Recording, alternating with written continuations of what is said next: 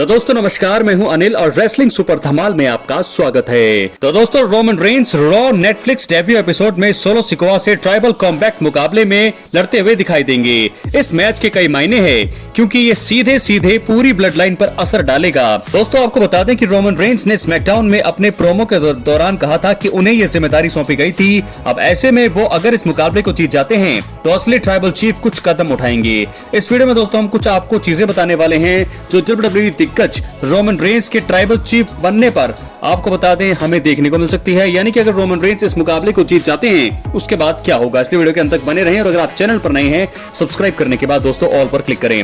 सबसे पहले क्या होगा, न्यू ब्लड लाइन को WWE फैंस टूटते हुए देख सकते हैं। आपको बता दें रोमन रेंस ने अपने प्रोमो के दौरान इस बात का जिक्र किया था कि उनकी ब्लड लाइन और सोलो सिकोआ के ग्रुप ने एक एक मुकाबला जीता हुआ है। ऐसे में इस तीसरे मुकाबले की अहमियत बढ़ जाती है। अगर सोलो सिकोआ अपना मुकाबला हार जाती हैं तो वो इसका इल्जाम अपने ग्रुप के बाकी मेंबर्स जेकब फाटू और टामा टोंगा पर मर सकते हैं। जेकब फाटू ने अब तक सोलो के प्रति वफादारी दिखाई है, लेकिन ये संभव है कि इस आरोप के बाद वो अपना आपा खो दें और farmer NXT north American champion पर हमला कर दें। यानी कि सीधा सीधा सोलो सिकोआ पर हमला कर सकते हैं जेकब फाटू। इससे the new blood line group टूट सकता है और जेकब फाटू को सिंगल्स रन मिल सकता है। पहला कारण ये हो सकता है। दूसरी चीज क्या हो सकती है, रोमन रेंस जीतने के बाद अनडिस्प्यूटेड WWE चैंपियन कोडी रोड से टाइटल जीतने का प्रयास कर सकते हैं।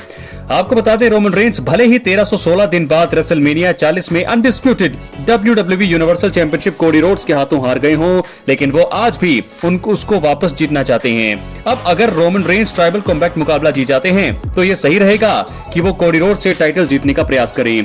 कोडी रोड्स की स्टोरी इस समय केविन ओवेंस के साथ चल रही है। अब WWE कब इस फ्यूड के बाद रोमन के लिए वो मौका बनाती है ये देखने वाली बात होगी। वैसे अगर इसको रेसलमेनिया में किया जाए तो दोस्तों वो भी अच्छा रहेगा। क्या है आपके राय अपने कमेंट बॉक्स में जरूर दें। और वहीं इसके अलावा दोस्तों एक और चीज हो सकती है कि रोमन रेंस WWE में एक फेस ट्राइबल चैंपियन बनकर उभर सकते हैं। अगर ये मान लिया जाए कि रोमन रेंस अपना टाइटल मुकाबला अनडिस्प्यूटेड WWE चैंपियन कोडी रोड से जीत जाते हैं तो ऐसे में वो एक बेबी फेस होंगे। ये एक तरह से उनके पिछले किरदार से अलग होगा जहां पर वो हील थे। अब उनका मुकाबला ऐसे रेसलर से होगा जो नेगेटिव किरदार कर रहे होंगे।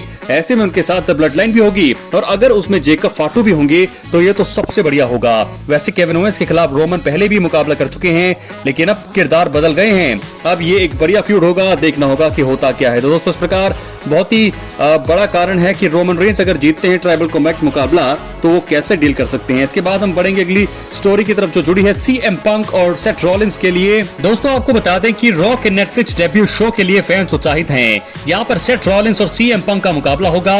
इसके अलावा Roman Reigns versus solo Sikoa tribal combat मुकाबले के बारे में आपको हम बता ही चुके हैं। CM पंक और रॉलिंस की भिड़ंत मेन इवेंट में होगी। इसके कुछ बड़े कारण है।